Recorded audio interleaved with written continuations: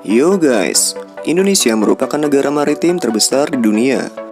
Gugusan kepulauan kita terletak di antara dua benua dan dua samudra, antara benua Asia di utara dan Australia di selatan, antara Samudra Hindia di barat dan Samudra Pasifik di belahan timur. Sebagai negara kepulauan, negara kita memiliki banyak sekali pulau nih guys. Menurut Badan Pusat Statistik atau BPS, pada tahun 2018, Indonesia memiliki 16.056 pulau. Banyak sekali kan guys? Nah, kalian pernah bertanya-tanya nggak sih bagaimana kepulauan kita ini bisa terbentuk? Sejarah kepulauan Indonesia terbentuk melalui proses yang panjang guys.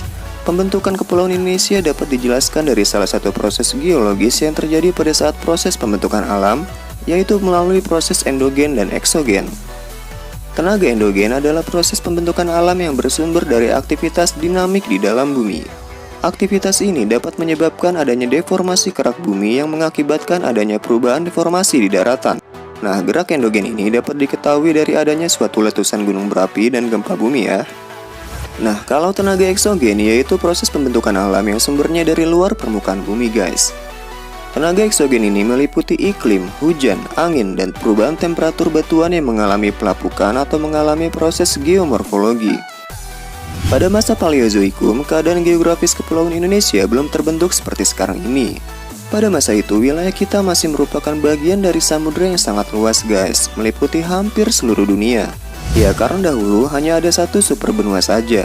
Pada fase berikutnya, yaitu pada masa akhir masa Mesozoikum, atau sekitar 65 juta tahun yang lalu, kegiatan tektonis menjadi sangat aktif menggerakkan lempeng-lempeng Indo-Australia, Eurasia, dan Pasifik. Inilah yang membentuk kepulauan kita guys.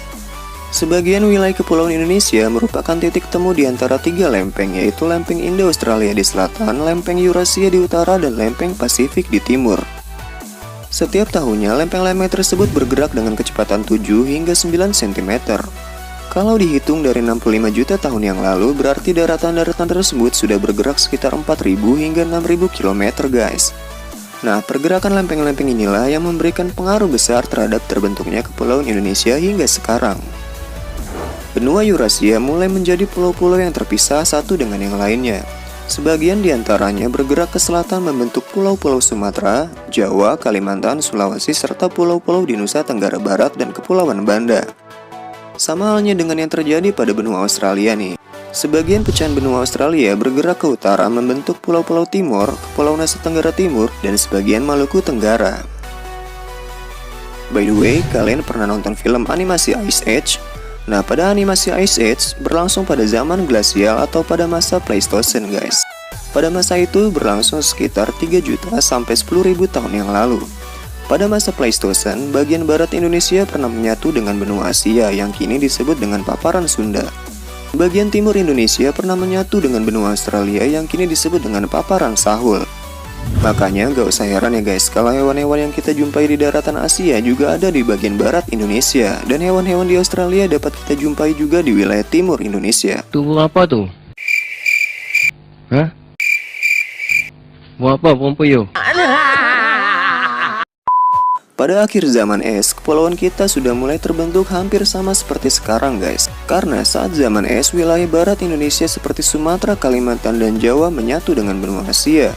Dan ketika zaman es mulai berakhir, sebagian besar daratan Sumatera, Kalimantan, dan Jawa tenggelam menjadi laut dangkal akibat terjadinya proses kenaikan permukaan laut karena mencairnya es.